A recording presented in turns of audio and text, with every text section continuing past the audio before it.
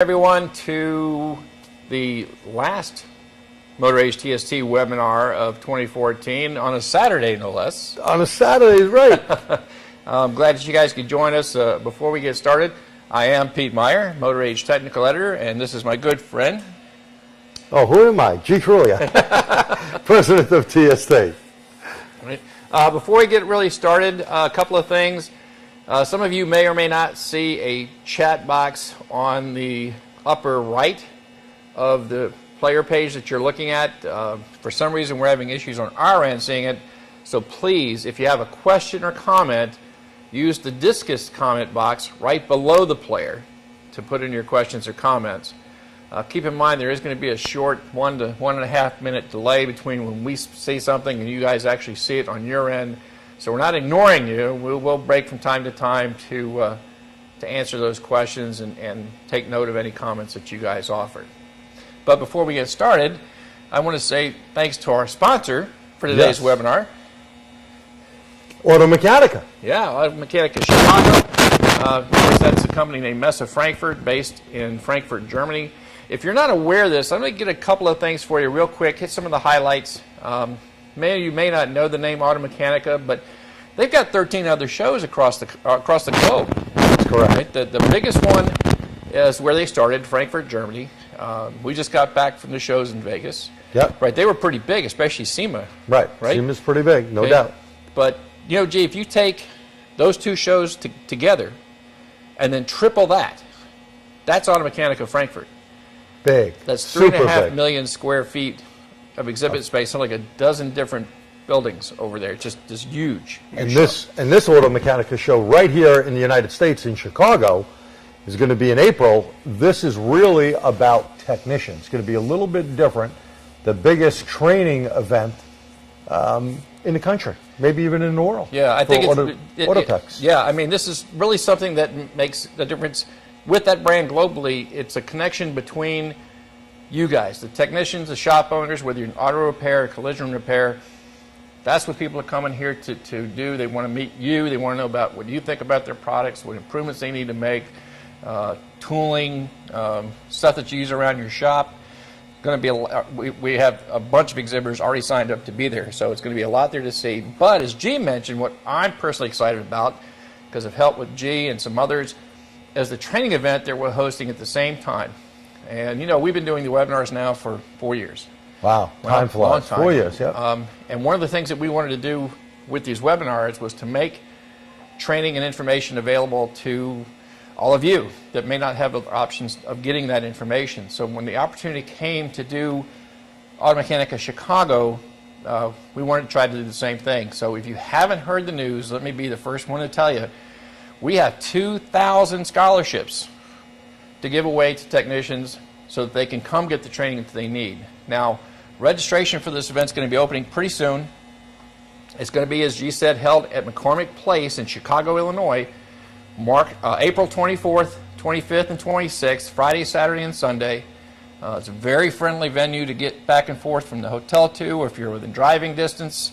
I mean, it's just... it's an easy place even to fly in, Pete. Oh, yeah. Yeah. From anywhere. You know, Chicago is a big hub.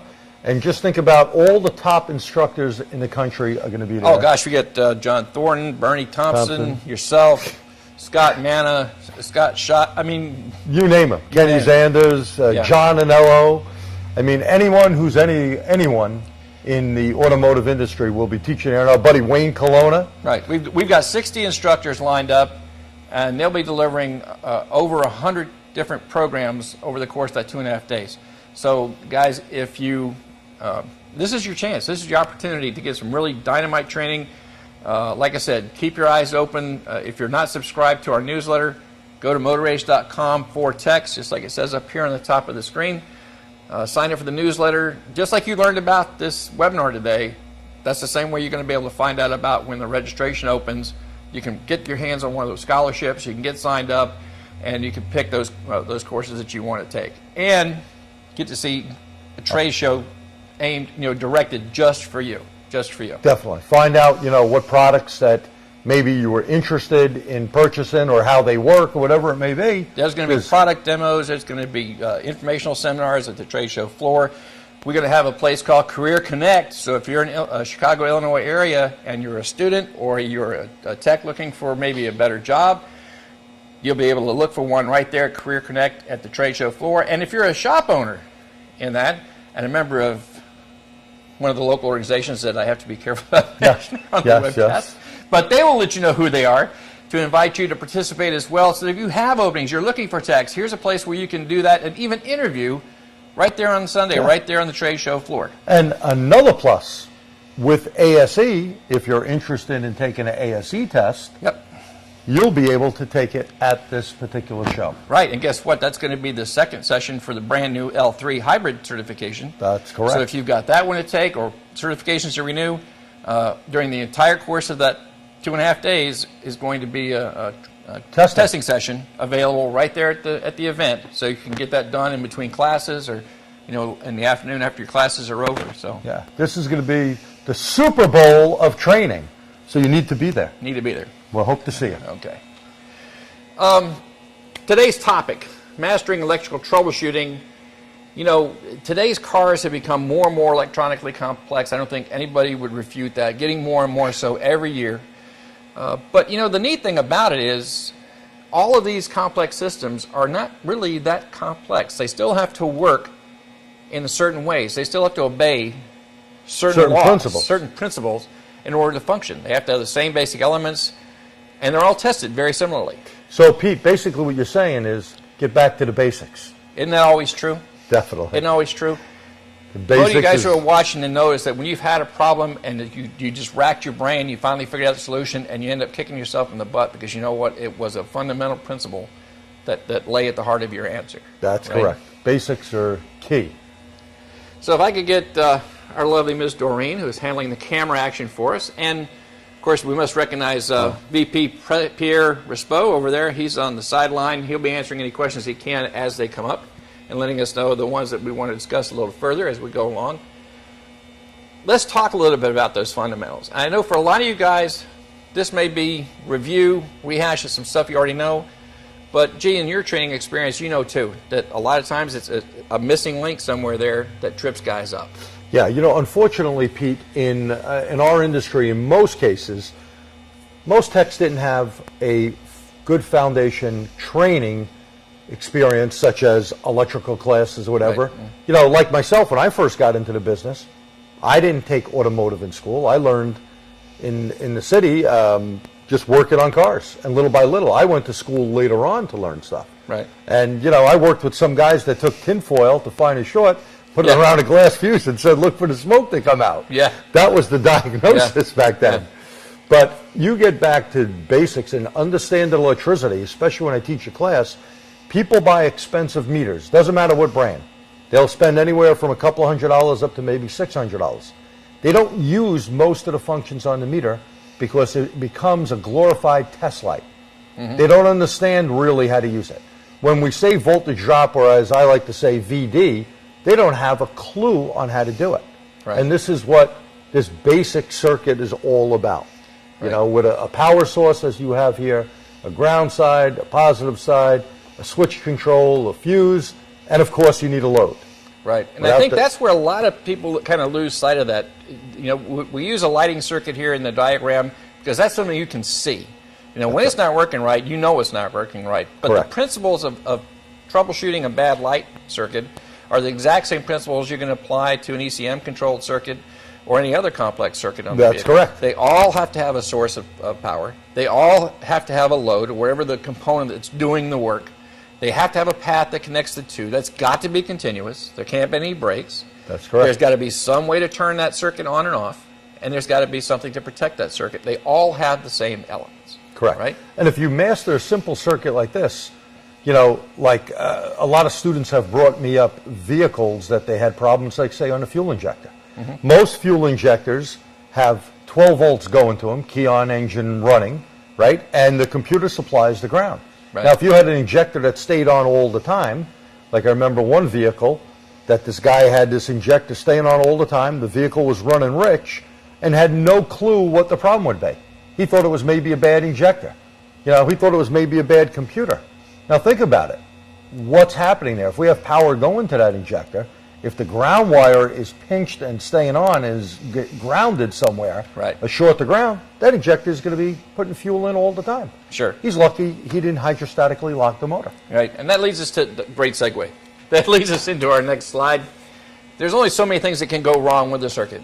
Exactly. Right? If the path has an open somewhere, that it's not a complete path, it can't flow current, right? And then the load can't work because, I mean, the load needs current flow in order to work. No doubt. And, right? you know, Pete, I want to just say something here. All the years that I've been operating in a shop or been a technician, no one ever came in and said, could you fix my open? They always call it a short. Okay? And a lot of circuits are broken wires. They are opens. And this is something that you need to understand between an open, a short to ground, as you have here, a short to Right. power, and voltage drop or excessive resistance. Right.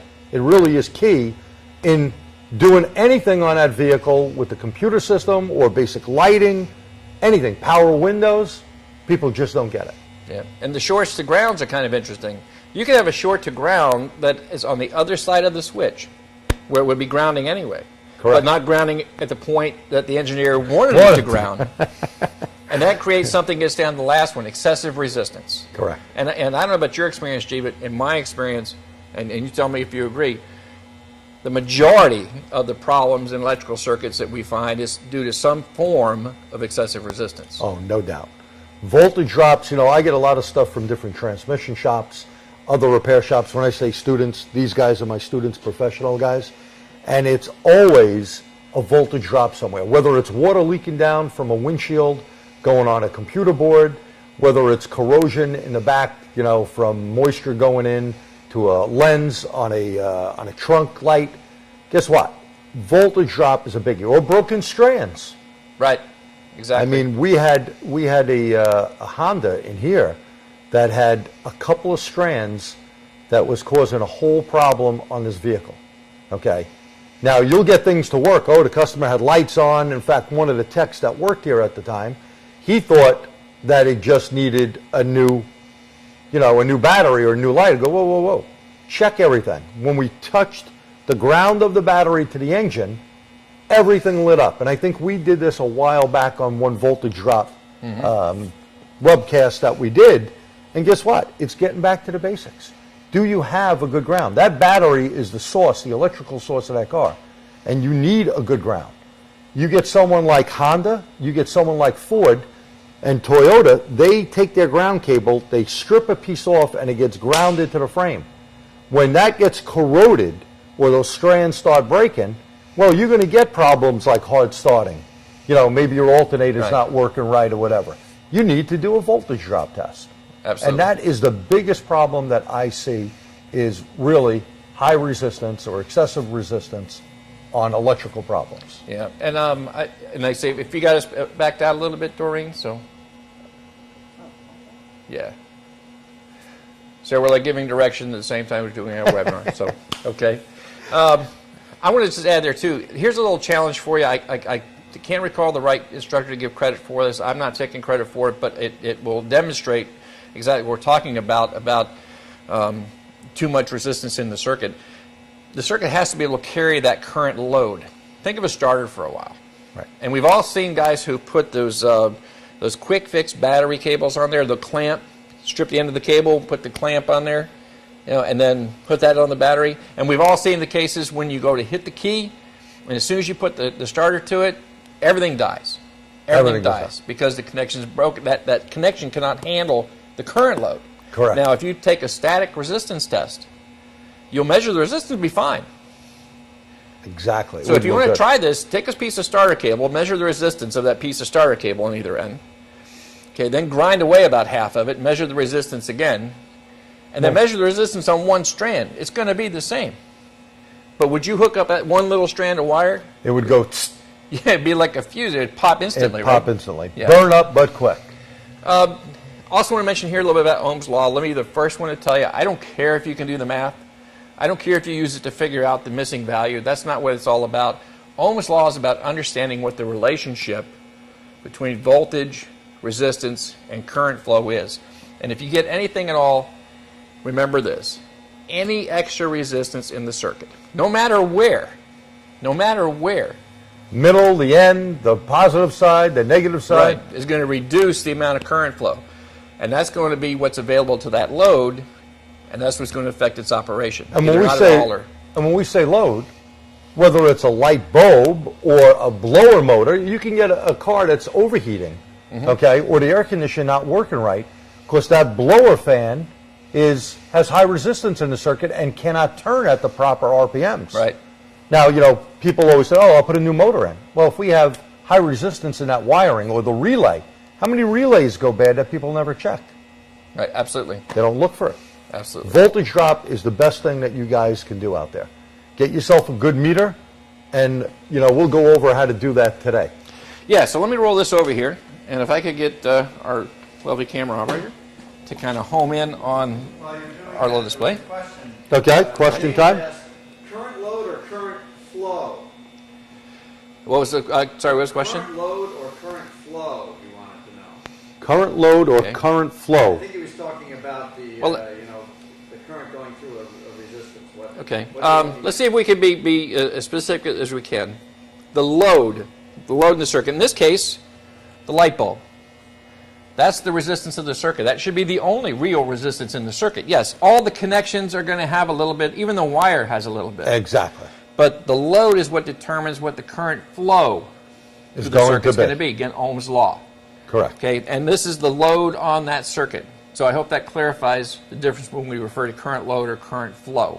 Okay, and guys, this is how I became more comfortable with the voltage drop as a testing method. I want to encourage you to go back and view this webinar as many times as you need to make this information yours. And you want it to be second nature to you in order to be effective at troubleshooting these electrical circuits. And that's a skill that you absolutely have to have going forward in this business. Sure. On today's vehicle, everything electric, many Yeah. computers on a car, you need to get this basic stuff down very well. So let's use this basic circuit to just demonstrate some of the things that we talked about so far. Okay, basic circuit, source, right? I got a path, got a load, so make it all complete. Hey, light works, and it works the way it's supposed to, Correct. right? Now, we're going to use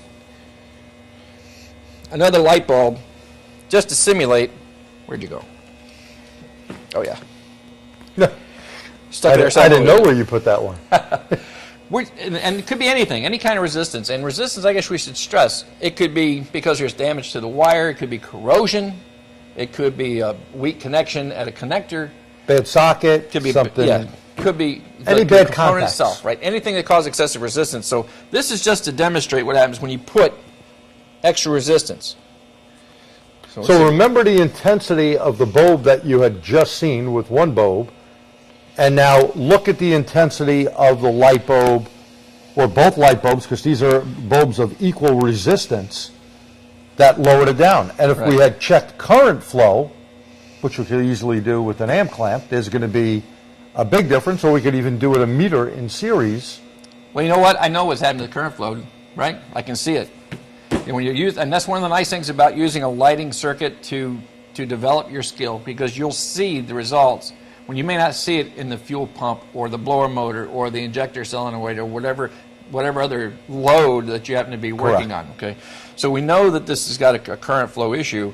We know that what it was caused by in this case. But here's what I want to stress: all the voltage that's available in this battery is being used. Okay, it's being used whether I had one load or the two, but all of it's getting used before it gets to the end of the circuit. The difference being, and why you're seeing that the first bulb has gone dim now, is that because now there's someone else in the circuit that needs its share. That's correct. Okay, so that means that the voltage is split proportionally. See if you can wrap your head around this. The voltage being supplied is going to be split proportionally to the other resistances in the circuit. And it doesn't care if that second resistance is a light bulb, or corrosion, or a weak connection, or a loose ground, or whatever that Yeah. case might be. So that's the whole idea behind voltage drop testing. Using that knowledge that voltage is going to drop across the resistor, and if it's only the one true resistor is the load that we're worried about, it should drop completely across that load, right? So that's the thing I want. Now we're going to take a look at that. let's put them back to the way we had her.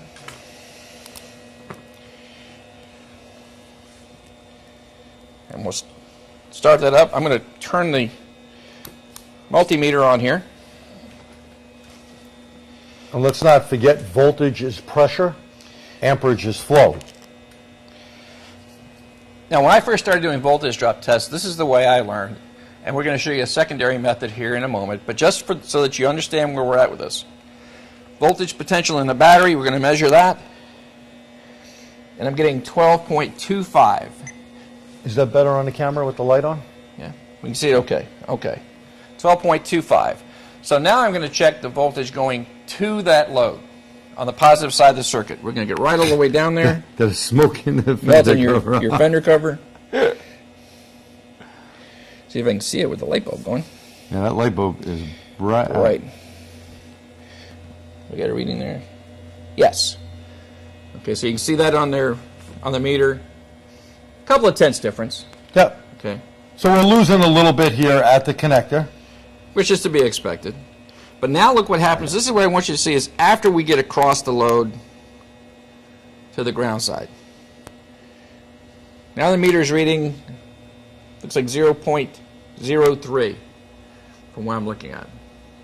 Or that's 30 millivolts. 30 Very, millivolts. very little. Always have that little imaginary zero at the end here of your meter. So again, you see that this is where we've lost the voltage, dropped the voltage across that load. This load should be using up almost every drop Right. of voltage potential. Right. And you're not going to have a perfect, No. it's not going to be a perfect zero because again, we have other connections in the circuit and there is some resistance in those. That's going to make up that 30 millivolts that you see. Correct. That's that split proportionally that we talked about. But when you're testing a circuit that isn't working properly, very first thing to do is check your battery, your source voltage, then check the battery voltage on the positive side. They should be about the same. And then check on the ground side. And that should be almost nothing. Correct. Okay? Now let's see what happens when we put that extra resistance in the mix. We'll hold that up. Now that I can't see.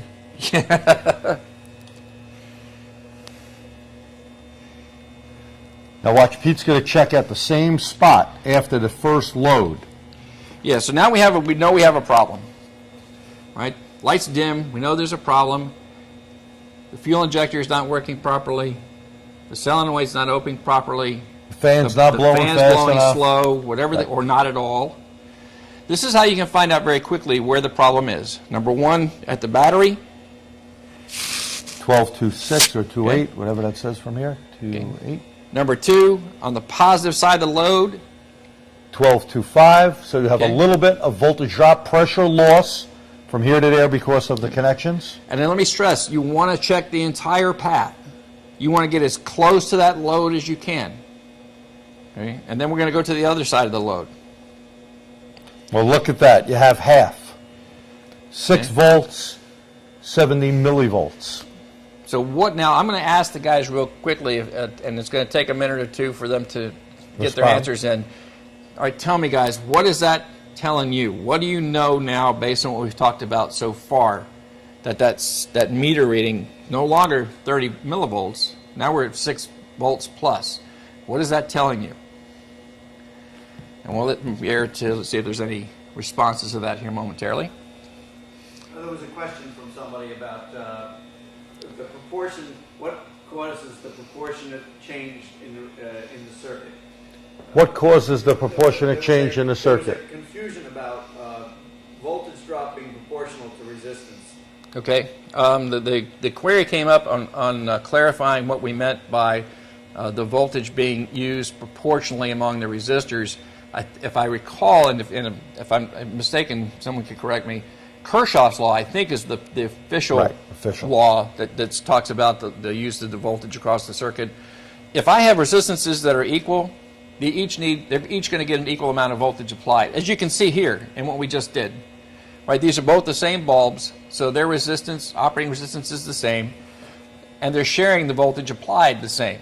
Correct. Now, if the second resistance was only half of what the first resistance was, then the first is going to get twice as much as the second. So it's a proportional amount being used, depending on the amount of resistance. The other thing I want to stress here, and please, Jerry, chime in there, all the voltage drop issues that I've ever tested, you'll hear instructors talk about this is the limit, this is 2 tenths, 3 tenths, 5 tenths, depends on what circuit you are, and that's all very good and true. Right. But 9 times out of 10, if there's a problem, it's not going to be a matter of a tenth or two. Correct. Right? It's going to stand out, just like you saw this one stand out. You're going to know, right, that there's a problem. So has anyone responded to the query that we had? Well, actually, there were a few different answers. I mean, and there were to various parts of this. So Ed said, tells me the other bulb is robbing voltage from the first bulb. Okay. He said about it. So Ed says one bulb's robbing voltage from the first bulb.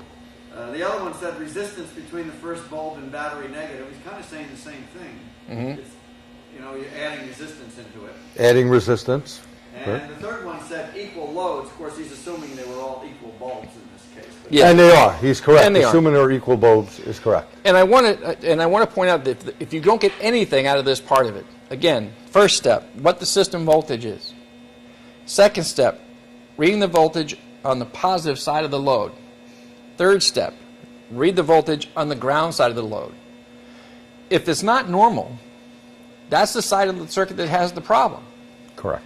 Because now that we see that there's 6 volts measured here on the ground side, and we know that the voltage should have dropped to next to nothing, that's telling us that thief, whatever it might be, is on the ground side of the circuit. Right. And what Pete's saying is forget about this other bulb being here. If we're checking a circuit and you one. start here with 12, 1, Number 2, 2, we should drop everything there.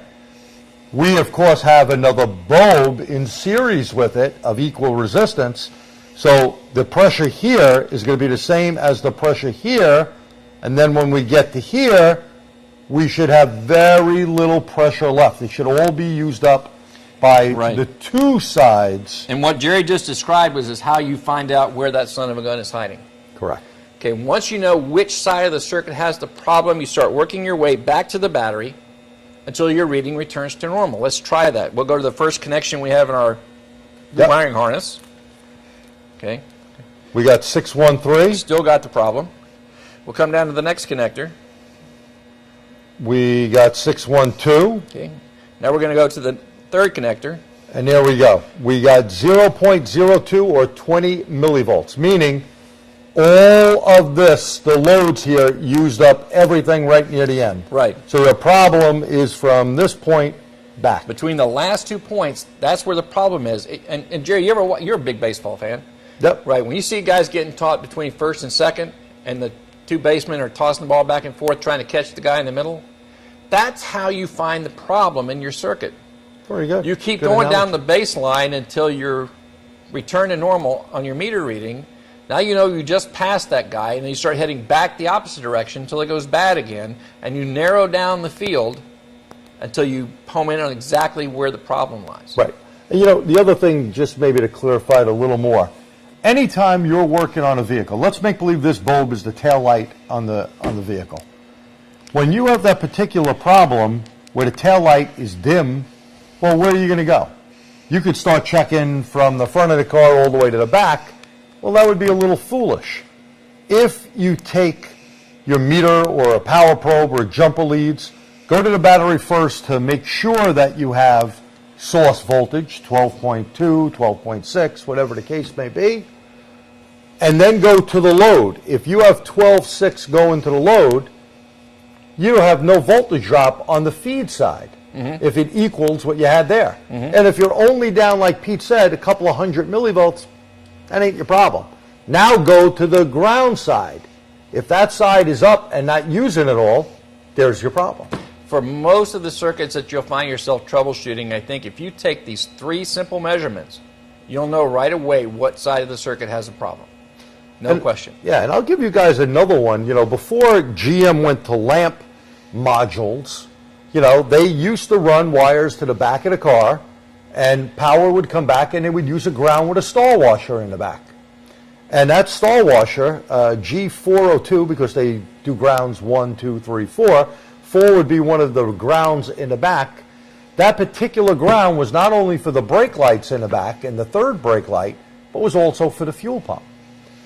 What would happen to a vehicle is when you're only using one load, you're not pulling as much on the ground, right? But as we put the brake lights on, as we put the tail lights on, all using the same ground, what would happen to this car is it would start running funny. The fuel pump didn't have a good enough speed to supply enough fuel, Sure. which was caused by a voltage drop.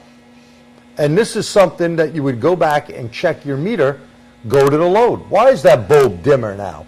Why is that fuel pump? And if you see on the ground side that all of a sudden you got a high voltage reading, when you know we should be down, let's take the GM little rule, 500 millivolts. I'm a 200 millivolt guy, but whatever the spec, let's say it's 500 millivolts. If you got a volt and a half, there's your problem. You're losing something on the ground side. This connection is not good. So Now here's something else I want to share that it's a very common mistake. G and I were talking about it earlier, how when we were asked to help someone with an electrical problem, and the very first thing they tell us is, well, I checked power and grounds and they're good. Well, here's how they've been checking them. Okay, let's just assume that the second bulb now in series, this is our primary load. This is the light bulb that isn't working right. And the first one is now that excess resistance that we're on the hunt for. What happens? The guy notices that the bulb isn't working right. So what does he do? He unplugs the connector, and then he measures the voltage at the connector. Oh, look at that. I got plenty of voltage, so the power side is good. Puts it back together, doesn't know why it won't work right. But what happens when we do a voltage drop test the way we described? Because you got to do it dynamically, right? So here we go. There's number 1, and there's number 2. Wow. That's a big difference. and make believe this bulb is not here. So you would have on your feed side in this case, you have a 6-volt voltage drop. Right. There's high resistance, which obviously we know is the bulb here, but if you didn't know that this bulb was in that circuit or high resistance in that circuit, you went right to the load, to the feed side, and said, my potential loss from the battery post is 6 volts. I'll give you a really good example. I had a GM pickup where the blower motor wasn't working. Took the connector loose, checked for power at the connector, had good power. That can't be it. Plugged it back in, blower won't working. And it dawned on me, well, I should be doing what I'm telling other people to do. Check it with it plugged in, with the motor on. Guys, that's the thing about a voltage drop test. That circuit's got to be on. Has to be loaded. The circuit has to be loaded. Checked it then, found that it was like next to nothing at the connector now. Traced it back to the firewall plug, pulled the connector back, and sure enough, there was like 2 strands of wire left at the connector block. I have a question from the viewing audience. There's a question related to this. James asks, is cold circuit monitoring a good way for the car to monitor circuit or volt faults? I think what he's talking about is when the circuit's off. You know, the static tests. Are these like onboard testing or? It sounds like it's more of the static test cold sounds more like what a dealer would have you do checking resistance checks. Now, you know, resistance checks, I'm not saying the OEs are wrong, but they're working on new cars and these are warranty claims. Mm-hmm. They're hoping that something is out of resistance really crazy and you pick it up and it's done. The real world is most aftermarket guys and most problems, the best way to test the load is what Pete said. Make sure the load is on. Load the circuit and do a voltage drop test. You know, it's like a water pipe. I like always using a water pipe. Voltage, I said before, is pressure. If we pressurize the pipe that's loading it up and you start looking for leaks and you got a little leak over here, well, you're not going to get the 40 pounds of pressure out of the end there if you got a 2-pound leak here, correct? Right. So you need the circuit loaded up is the proper way. I'm not saying resistance, Ohms resistance tests are not great. Right. But you gave the example before with the battery cable, Sure. the same resistance on a full cable or on a couple of strands or even one strand. Yeah. because there's no current flow going through. Yeah, and where do you call the line? You usually in the specs you see the resistance. If it's under 221 ohms, fail it. But that depends on temperature, the quality of your meter, so many other variables that come in. I'm convinced that if this is the one test that you take the time to master, make your own, do it so it's intuitive. When you know the meter's telling you something's wrong, if you do that here, then you'll be the electrical go-to guy. Definitely. You know, and hey, it's clean work, most of the time, and it's relatively easy once you've unlocked that secret. And I think that's true for many of us. At least it certainly was for me.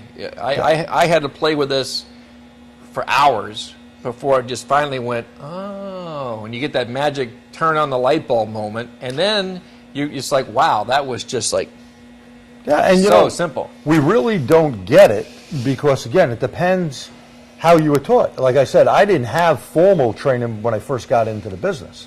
So it was just watching people, when test lights were big back then, people touching stuff, and the test light, you really can't see anything. Right. It wasn't until later on with playing with a meter to understand and going through a lot of different classes that performing a dynamic test, voltage drop, I can see where my problems lie. And that's important. And you showed one way of doing voltage drop by doing the meter from negative to positive. Mm-hmm. Are you going to show them the other way where you don't have to do the math, or you're waiting for that? No. That's a good, what a segue. You think we'd have this scripted, didn't you? It's a very good point. Who has time to practice?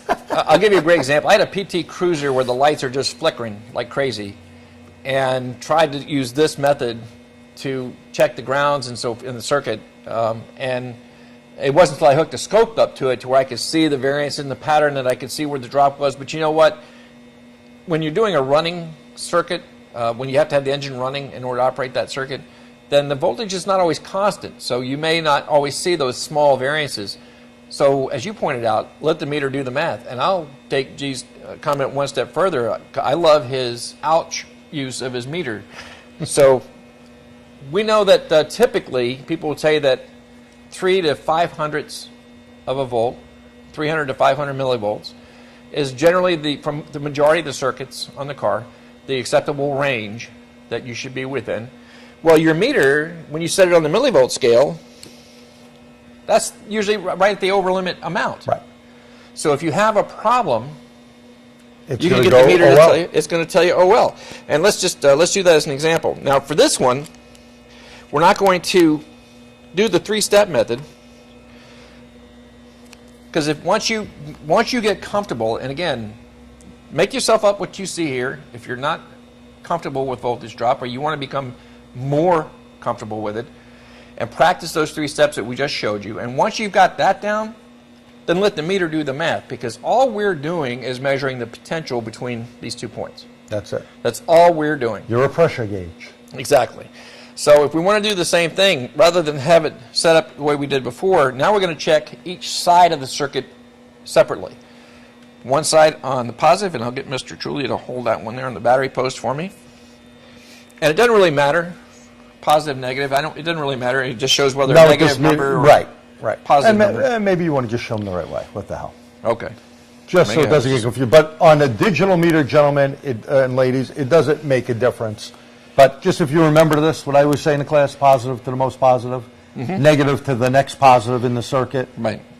It just makes life a little easier. So we come to the first one. There's nothing in between here, right, to cause any type of drop. Shouldn't we be know any problems. We're going to measure here, and we get a reading. 19.5, does that say? 19.5 millivolts. Next to nothing. That's what we have in the connections, right? That's okay. Okay, now what happens if we move to the other side of the load and measure it again? Now it says OL. Now, if this bulb didn't exist and you were really checking this circuit here, well, on this side... Well, this side is our thief. That's correct. Here's our load. So if I went straight to the load, just as we've been saying, straight to the load, and I measure there, there's the OL. That means that somewhere between my 2 leads, somewhere between those 2 leads, there's a problem. Right. The pressure gauge is showing you're out of the limits. And it doesn't matter which side of the circuit the problem is. If we let the light bulbs switch their roles, and we'll move This one here, Got it. I got it. you got that one? Now this is the thief in our ground side. I'm going back to the load on the ground side. Again, we get the over limit. Yep. Oh, well. All right, and that's like you say. You see that? Oh well, it's ouch. That means that is the side of the circuit where your problem is. The meter did the math. It just again, they're base runners. I got guy on first base. I got the guy on second base. The problem is between these two guys, and I just got to bring them in together until I find out where it goes back to normal, and then bring it back out to the home in on where the problem lies. And like Pete said, you can make this up yourself. You got a battery around the shop or a booster pack or whatever. Get yourself a bulb, put this together, and start understanding that even if we simply just went from here, we only had one bulb to start with just to practice voltage drop.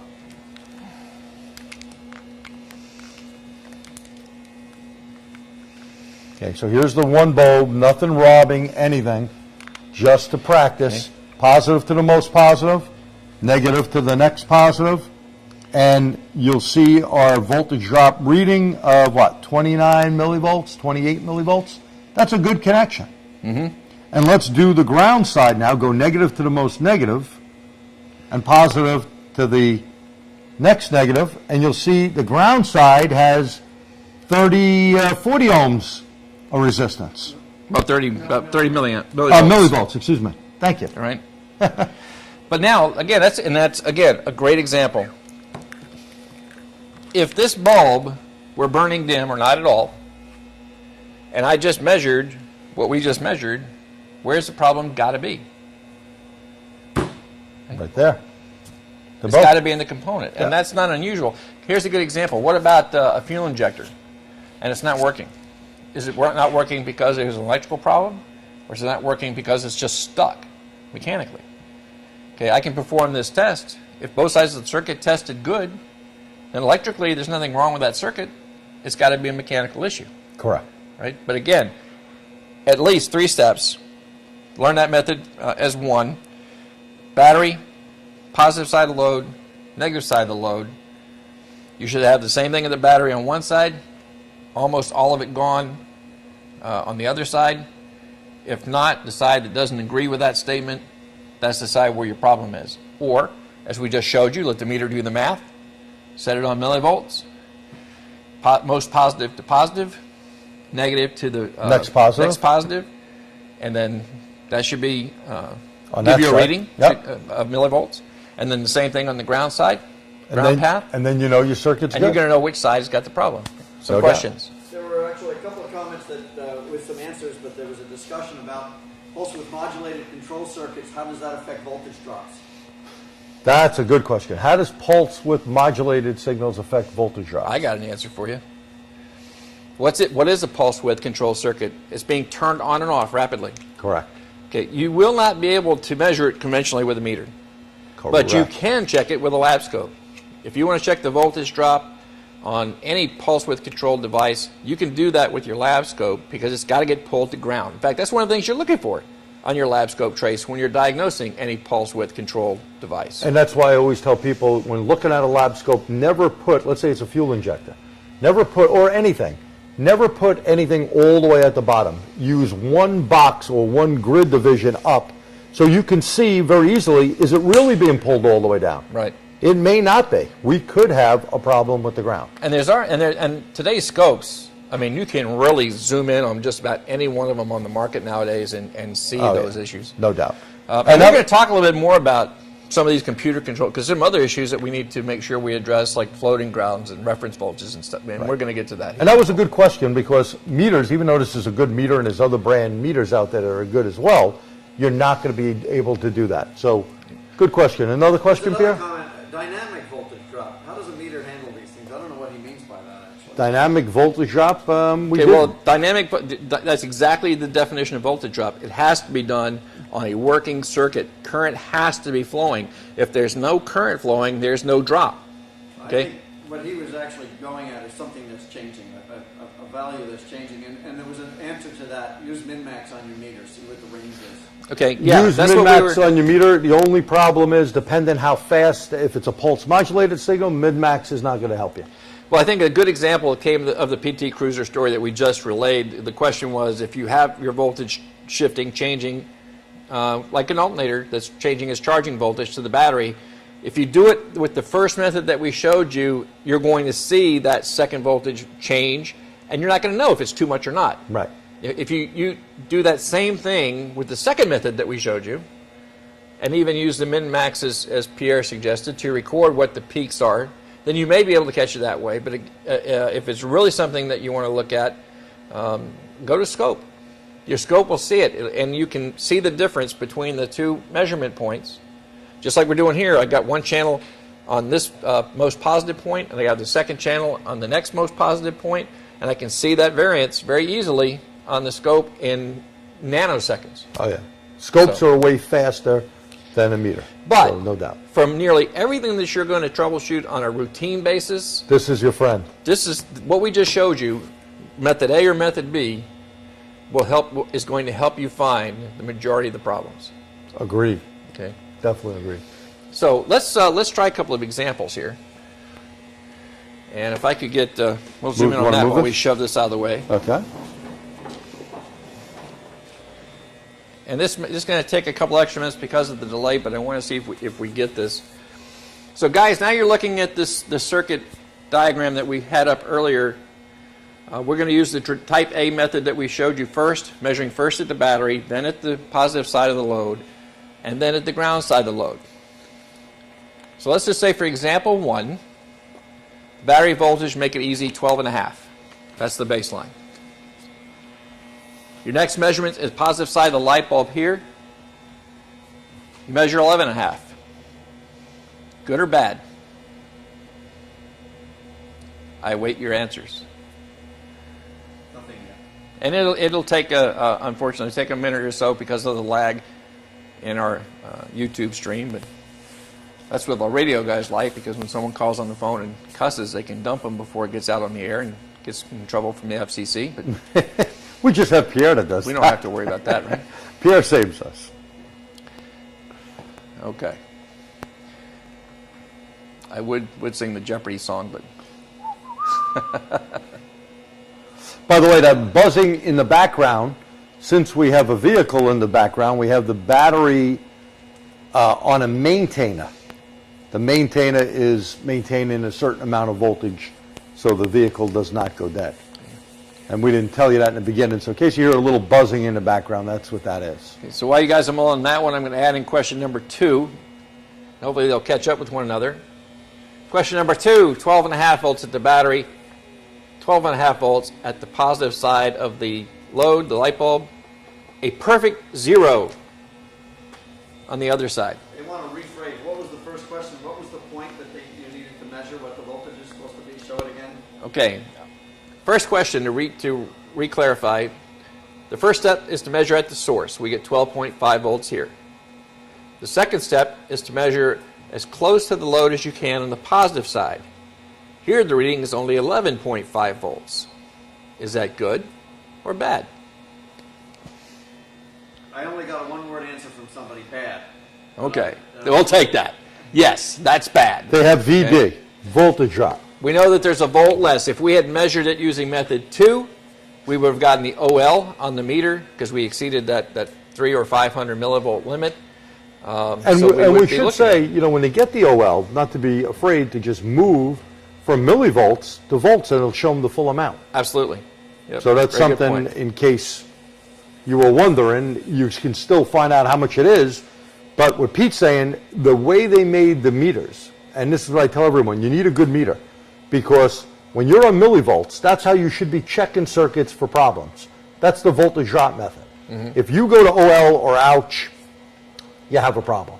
If you want to find out how much of a problem, then just take the meter and move it down to regular DC volts, and you'll see how much problem of pressure you're having. But to me, I still got to fix that. Right. Do I really care how big it is? No, I got to fix the problem. I got to find the unwanted resistance in that circuit. in which we also demonstrated both Right. ways. We did it Okay. both ways.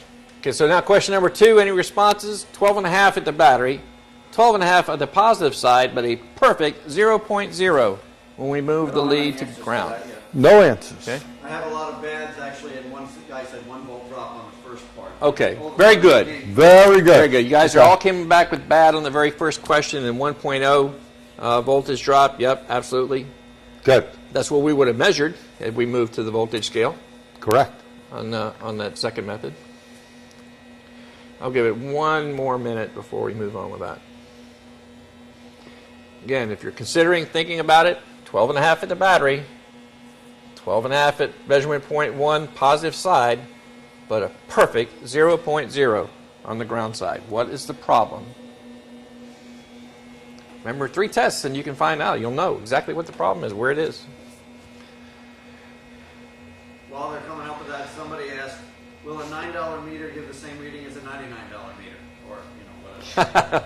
You know, it's not so much that the meter is scaling. The question is, will a $9 meter give the same results as a $99 meter? And let's narrow that down and talk about digital meters, because you can probably pick up an analog meter pretty cheap now. It's not so much in the actual reading, but in what the variance, the accuracy of that reading is. Yeah, you'll get a reading. Will it be accurate? Will it be telling you exactly what's going on? Maybe in a major situation where the bulb doesn't work at all.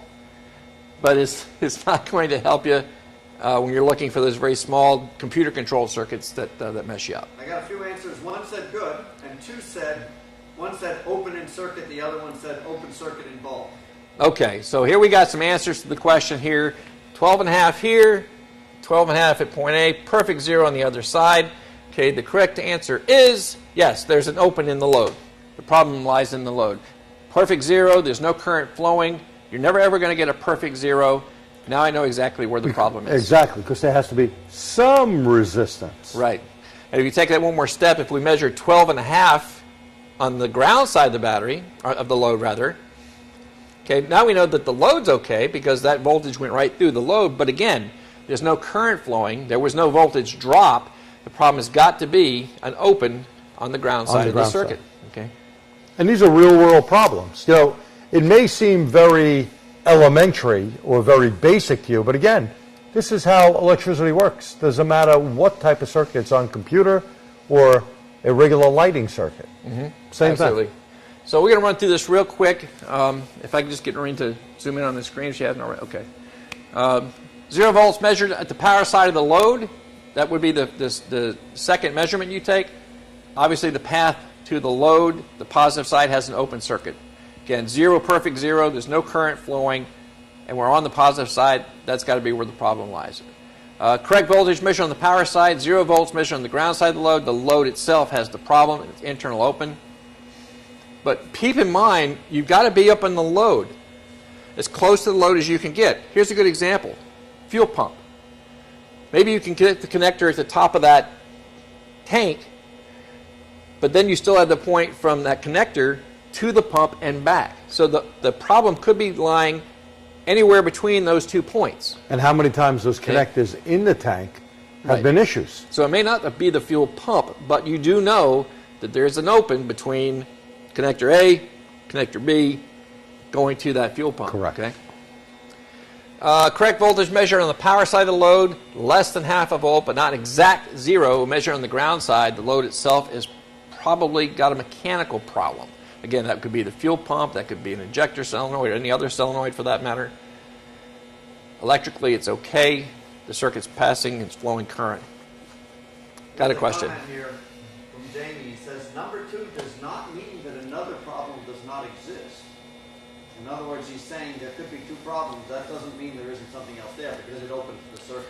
Yes, that's very true, and we should stress there that what the comment was is that we had the perfect 0 on the ground side that indicated that the load was open, but let's say you fix that. Maybe there's another problem. You always want to verify any repair that you make. That's what professionals do, that's what we do. Correct. Once we made the repair, we're going to verify the fix. Yeah. Always check the complete circuit.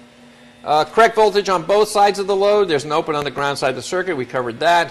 Power side of the load is 0.5 volts or less than the battery voltage. Well, then you know it's on the positive side of the circuit.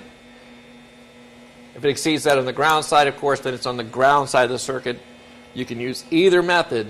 And again, I can't stress this enough. I really want to encourage everyone who's watching this now and later, make up that little practice board and work with this until you've got it, until it's yours. Okay, so let's try one on the car and see where we go. And I will turn this over to Mr. Truglia. I can get the Okay. there. So What kind of problem we got here? First, we have, and you just heard that little buzzing go up because we're sucking some more juice. So we have the lights on, and so far, if Doreen, if you can kind of move it over to the lights, the headlights on the car. Well, everything looks low beam looks pretty good, right? looks pretty good. Park lights are good. Try the high beam. High beam. Oh, wow. I noticed something different. I can see right here that this light is brighter than that light. So this is a real type of problem that can come into your shop. How do you know where the problem lies? Is it a bulb? Well, I would seriously doubt it. So what's the first thing you'd want to do? We'd want to take our meter. Pin there if you want that. Yep. We're going to use a clamp here. Oh, let me move this laptop out of there, or a netbook, or whatever the hell it is. And the first place we always start is at the battery. So I'm going to put this clamp on for now.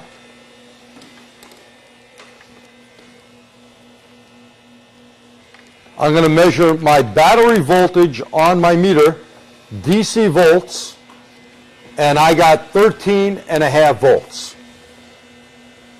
Okay.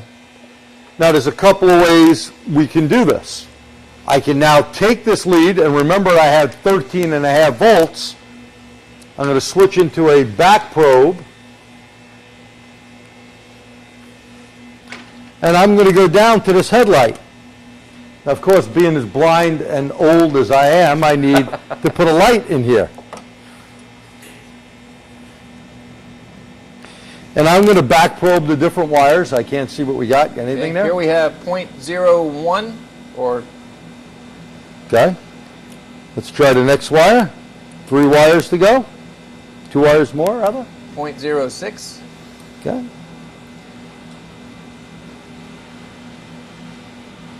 Can't really get a read on that one. I don't know if you're all the way in there or not. How about that?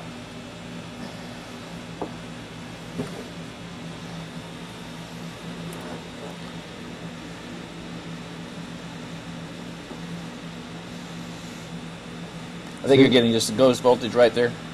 Yeah. Again, trying to get past the weather pack on here. This is the kind of thing we deal with all the time. There you go. Nothing? Yeah, you don't have a contact there. It's like 0.00. You want me to grab the...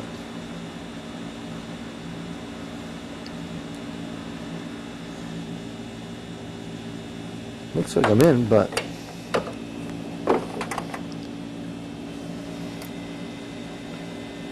Okay. Nothing? So I'm right in there. Still nothing? Not really.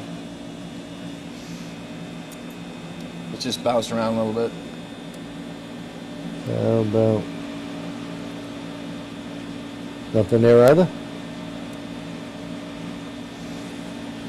And we got a good bite on that terminal again? Let's check.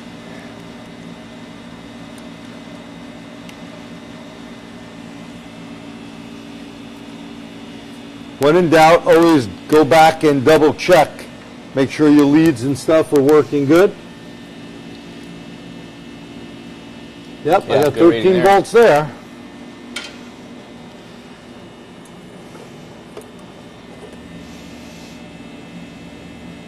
Nothing, Pete? No. Give me that weather pack. Yeah,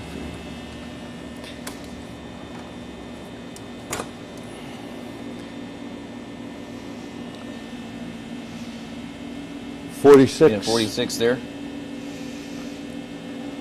04. 1019. 1019. So here's my feed coming in on this side. And if we did a voltage drop test from the battery to here, we have 10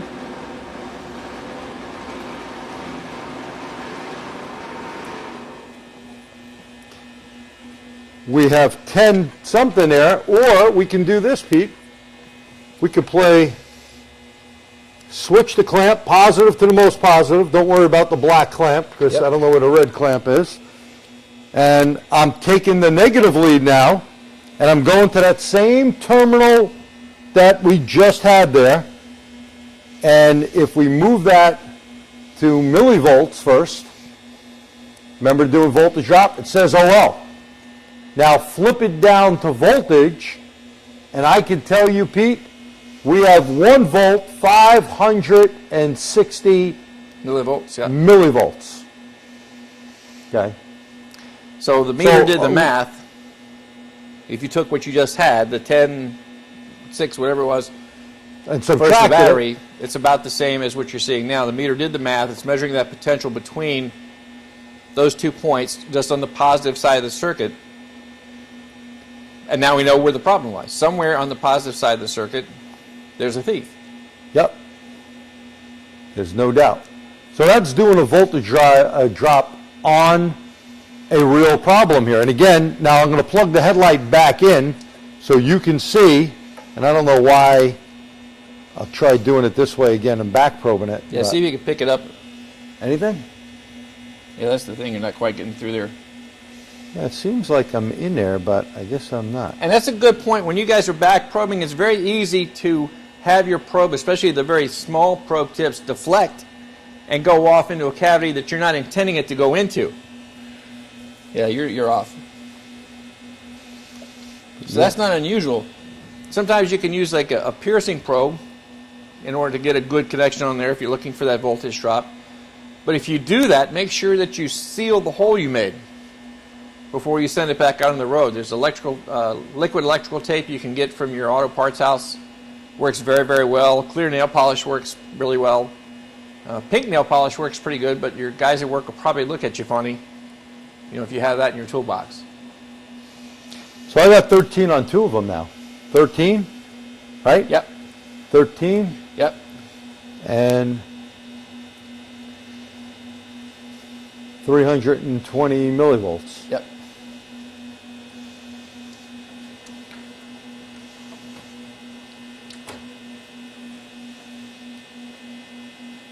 And now my light is not working at all. You got a comment while you were having trouble getting the connection. Checking the air gap. Cool. Tell them thank you. Oh, did you kill our headlight?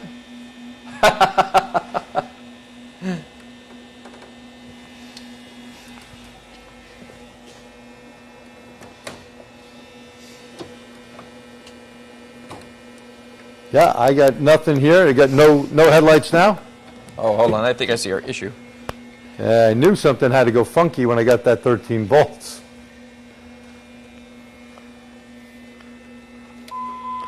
Okay, there you go. You got high and low beams. Yep.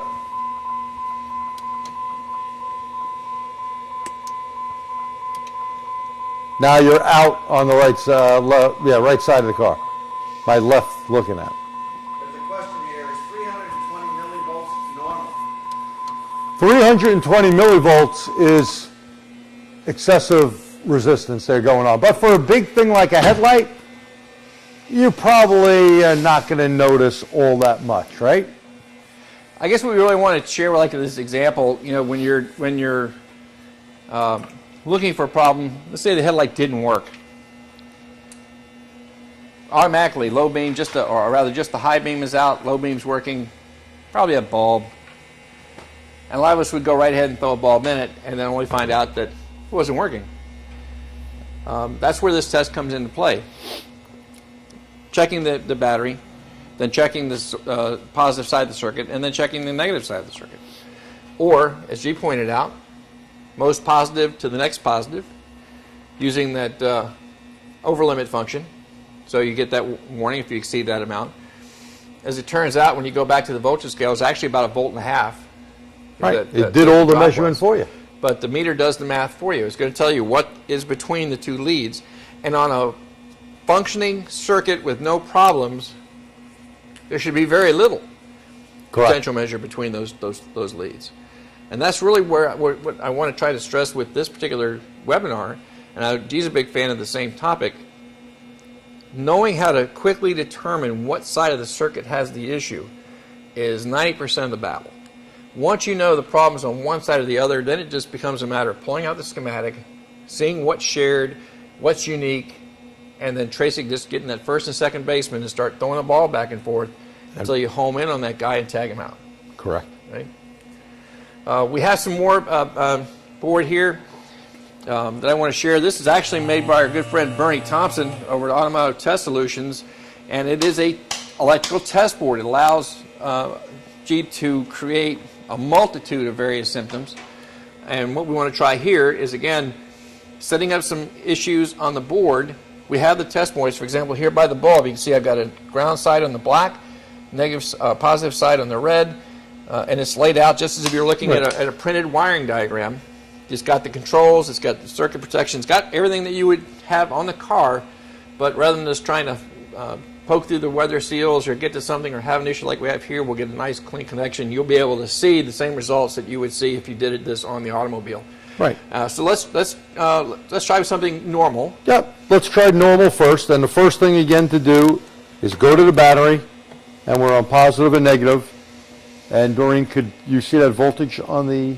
Okay. Yeah. So we got 12 volts, 330 millivolts. Now, I'm only looking at this particular circuit. Forget about everything else you see, just this one bulb. If I want to see if there's a voltage drop, I always go to the load. So if this was the tail light in the back of the car, or in the case here where we had the headlight, I'm going to go to the feed side to see, and there's two ways to do this. We can go with the negative still on the battery and a positive there, and it tells me I have 12 volts, 290 millivolts. Now I would have to remember the last thing I just had, right? Because I'd have to write that down, write this number down, and do the math. Right. Or I can go, this is the other method, positive to the most positive, negative to the next positive, and move my meter to the millivolt scale, and it's 42.8 millivolts exactly without me doing any math. Right. Meaning, we have some sort of resistance here in this wiring, in this switch, but that's good, isn't it? Yeah, that's a nominal That's amount. acceptable. It's like nothing to worry about. And you're going to have that. The wiring, the connectors, the contacts, everything in between those 2 points has a little bit. Right. But again, the majority, the vast majority, the primary should be that load, whether it's a light bulb, a motor, a solenoid, whatever it might be on the car. That's the primary source. That's where that voltage should drop. And something else you just made a point of that we really need to make sure that all of you understand. You've got to check the whole path. G pointed out something like a tail light or a tag light or something on the back side of the car. You can't put your ground to the body ground and then go to the load and expect to have a thorough test, because what's that body ground connected to? The whole body of the car, right? And it's got to wake all the way back to the battery, and that's why you see the cables that are from the battery to the body and the battery to the engine to make all of those are all ground points, but you've got to go all the way back to the battery. If you need to make up a 20-foot piece of wire that you can use as a test lead to go along with your multimeter, then do that, because that's the only way you're going to, this is going to be accurate for you. They can make good fused leads, or they can use a power probe or whatever, but go all the way from the source, like I'm doing here. Now again, this just makes it simple. So again, I'm on the battery. Now let's check the negative side. Is my ground side good? I got negative to the most negative, positive to the next negative. My meter is on millivolts DC, and I got 39 millivolts. That's very good, isn't it? Now, I'm going to switch this off, and we're going to go over what Pete did before with the battery and the bulbs. This is a series circuit. And you can see, someone may go, oh, well, those bulbs look bad. No, maybe yes, maybe no. What we can do is do the same thing we did before, positive to the most positive. I'm going to go to the first load, and I'm going to see I got 30.2 millivolts. Now, that's my voltage drop. Good, right? That's good. Yeah. But what's going to happen if I don't understand a series circuit and I take it and I go to the next load? It's going to say, oh, well, isn't it? These bulbs are of equal resistance. When I switch this down, I'm going to get about 6 volts. 6 volts, 320 millivolts. So I know that this circuit is good. It's splitting it in half, isn't it? Well, that's what we talked about earlier, right? Because they are equal resistance, then the voltage is going to be split equally between them, but it's in proportion to whatever that resistance was. If the first bulb was twice that of the second, sure, then the first bulb was going to get twice as much as the second one would. Bulb. So, and do I care? You know, when it comes right down to it, do I care? I don't care. All I know is this primary bulb, that's the load, that should be using it up. If there's somebody in between there that's getting a piece of that action, you got to find it. Like this guy's doing, taking 6 volts away from the ability for the second bulb to work, that's the problem. That's what I need to go back and find. Correct. And as you would take that same lead, if we back up now, bring that first baseman back to the second, okay, still got the same problem. Exactly. So we haven't caught that thief yet. And then we're going to come back to one more step, back to normal. It's got to be between those 2 testing points. It's got to be. Got to be. And once we know where that point is, it's a simple matter of affecting the repair. Correct. And when you're testing this, guys, don't go crazy. I mean, don't start opening up the harness just so that you can make it in equal lengths. Go to the common areas. Go to the connectors. Go to the first easy things first. Yeah, you might find a chafed wire up underneath the rear seat, but you know, don't immediately pull the interior of the car out to go looking for it. I agree. Take those initial contact points first, and we have a question. The question is, what series circuits exist in a modern motor vehicle? Oh gosh, I think most of them are going to be listed as series parallel circuits. Yeah. To the effect of how, especially, power is delivered to different components. For example, you may have one power feed to every interior light in the car. Exactly. Okay. And they're being branched off. And then branched off from there. As far as I'm concerned, if there's one load that I'm testing, whether it's a dome light or, again, it's a motor or whatever it is, it's a series circuit with one load. Correct. Okay, not with 2. This is set up here to demonstrate the impact of adding the extra resistance To a circuit. to a circuit. You know, this again, it's a test board, it's a learning aid. And it's something that you should know, because Right. that could be voltage drop in the circuit. That is voltage drop I in have a an circuit. example for him. There are some cars that use high wattage light bulbs in the taillights, for example, and when a brake light or when a regular taillight goes bad, they use, for example, tandem series circuit brake lights to give the same illumination while they turn on an annunciator. So they're actually using the brake lights in series as a tail light to keep you legal until you get it fixed. Right. Okay. So that's Pierre, our resident BMW expert, explaining how some Euros use that as a fail-safe method. I got another one for you. In fact, we used this as a challenge a few years ago at Motor Age. GM cooling fans, high and low speed. Oftentimes, the reason they have a high and low speed is that when they want high speed, it's one fan working all by itself. When they want to turn them both on and run them at a lower speed, those motors are in series with one another, and it's built-in voltage drop. And there are other examples of that on the car. Actually, this guy Jamie said DRLs are in series. That's not universally true, but yes, DRLs can be series mounted. Yep. Yeah. So there are examples of series circuits on the car. Generally they're designed in voltage drops.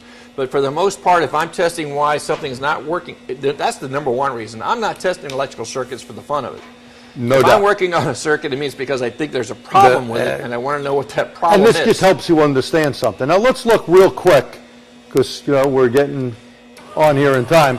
I always say when I'm teaching a class, your brain, your eyes, your ears, your nose, and your hands are very important tools. And I want you to listen and look at the intensity of the bulb, listen to the sound. I'll shut up for a second. Listen to the sound of the motor. That wasn't a second. Okay. 2 seconds. Now, listen to that. Can you hear the difference? Can you see the difference? Let's say this car came in your shop, the fuel pump, like that example I gave you before, And watch this. Remember when I said that GM car that had the problem with G403? Listen.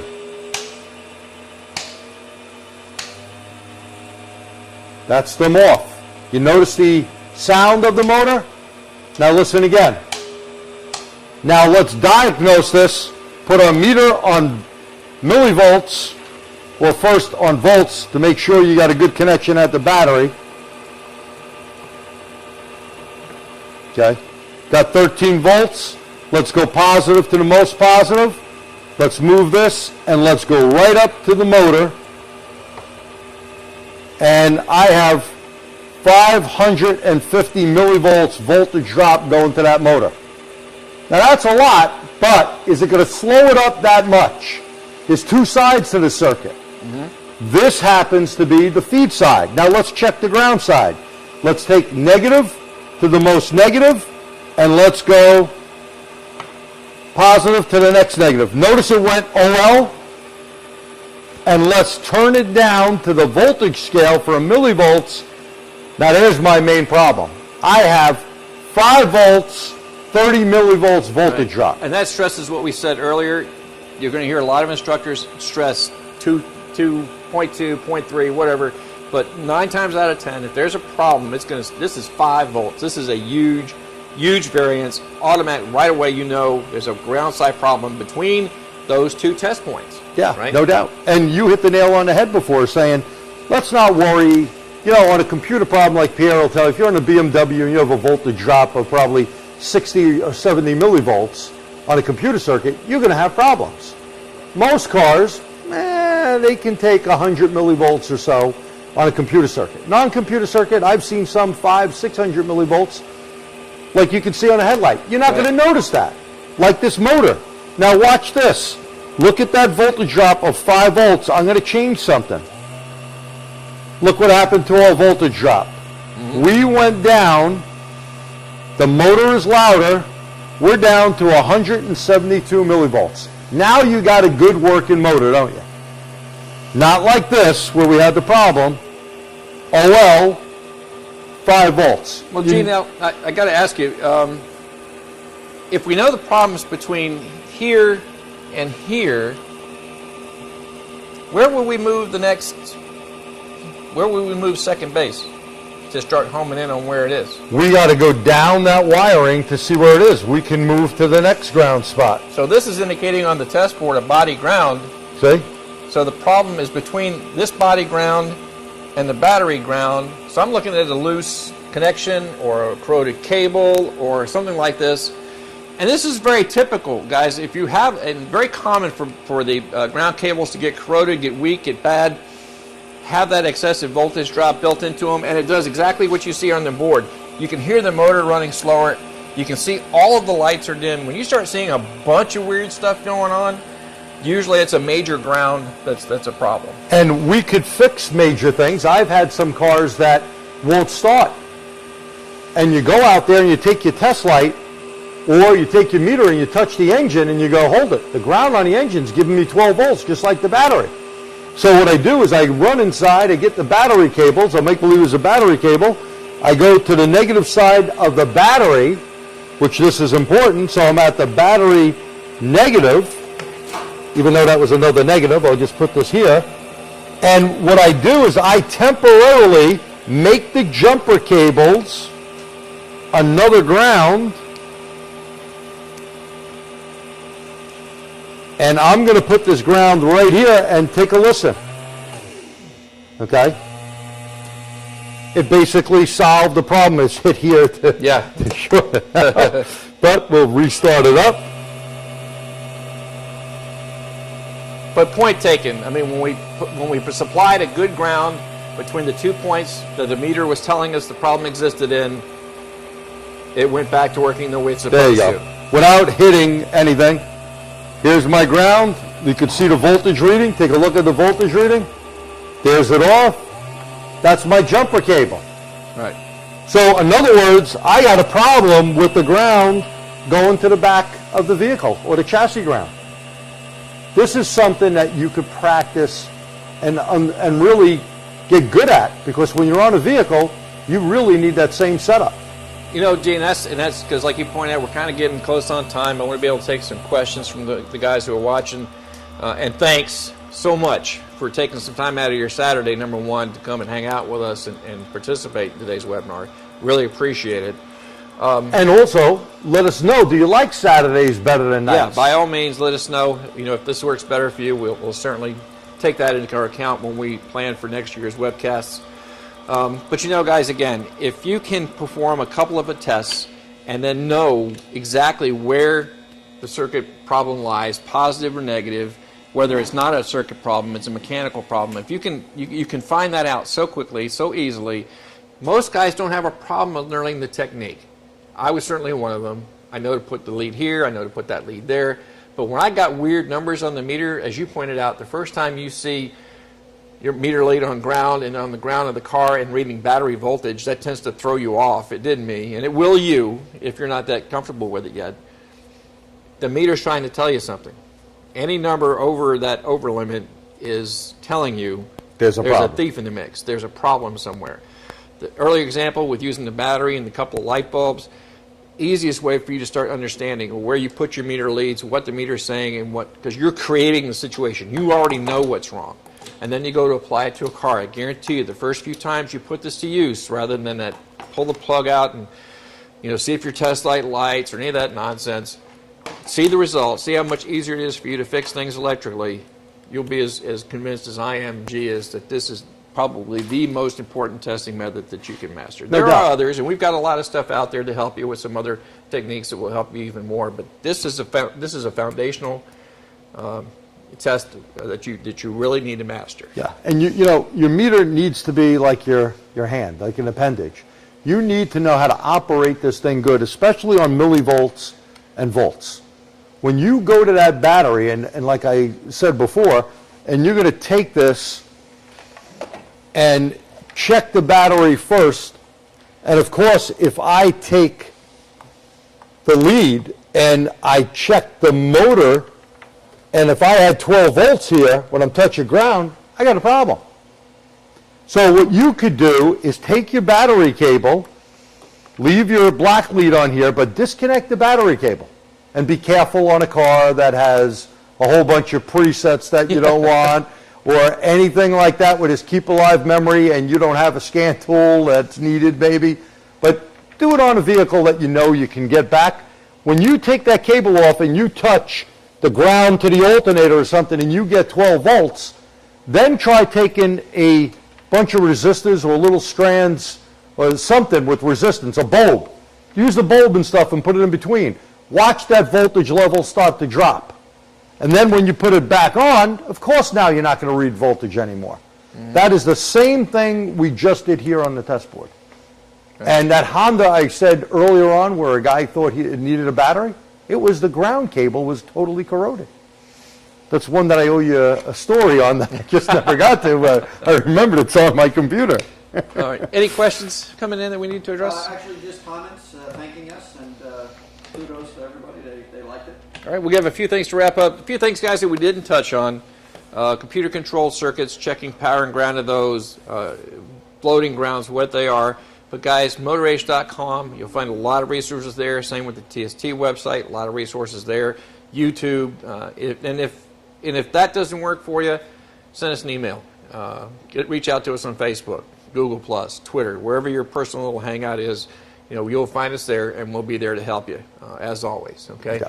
Wrapping up, of course, G's main job, the thing that keeps him, bills paid and the lights turned on, is with ATTS. See if you have any highlights for us there. Well, there's always doing different classes everywhere. If you're interested in any type of training, whether it's at your facility or you feel like flying out here, we do different types of classes from hybrids to basic electricity, and basic gets pretty involved. Just give me a buzz or an email and be more than glad to answer your questions. And then, of course, the organization has been so foundational in helping me help you guys. That's the organization that G is president of. And, of course, our answer man behind the scenes, Pierre, VP, and the delivery cameraman or camera lady. Person. Working with us tonight, TST. all kinds of good stuff going on there. You got anything on the immediate calendar for guys around here? We're probably going to have John Anello coming out, be doing a class for us sometime in January. We'll announce when that is. I spoke to John today. And look for some other stuff, different webcasts. We'll be doing our top tool awards coming up soon. And if any of you people are in the tool business, got any neat stuff that we haven't seen, send it in. It's not only myself that looks at it, but our TST board. We play with it on cars to see if it's good or bad or whatever. Don't be insulted. If it's bad, we won't mention it. We'll just send you the tool back. But if it's good, we want technicians to know out there that it really is a good tool. And we've helped quite a few different companies move some product out there. So And then, it's all about helping techs. In closing, guys, I hope a lot of you will be able to take the opportunity with the good graces of a number of corporate partners and the folks at Motor Age Training in Messe Frankfurt. Again, we were able to come up with 2,000 scholarships to help men and women who need to get the training that they know they need to make that happen. You got to get yourself to Chicago. You got to find a place to stay, set up a tent in the park, whatever you got to do to make it to Chicago, April 24th, 25th, and 26th. Registration is scheduled to open very soon. I don't have an exact date for you, but again, just the way you found out about tonight's webinar, you'll find out about that. Get signed up. If you can only come for a day or two, I think you'll find that the rates are doing well. You know very, what? very as technicians, reasonable. Pete, we work very, very hard. Long hours. We have a hard job, and if you don't educate, you update yourself, you're going to evaporate. So you need to take the time. You owe it to yourself to take 3-day vacation to learn. Right. Get out from under the car. What a great town to do it in. Yeah, and Chicago's a great place. It really is. Yeah. Come out to Chicago, to Automechanica, see a bunch of great people. Remember, you not only learn off instructors, we learn off each other speaking. I mean, that's how Pierre and myself for years and our TST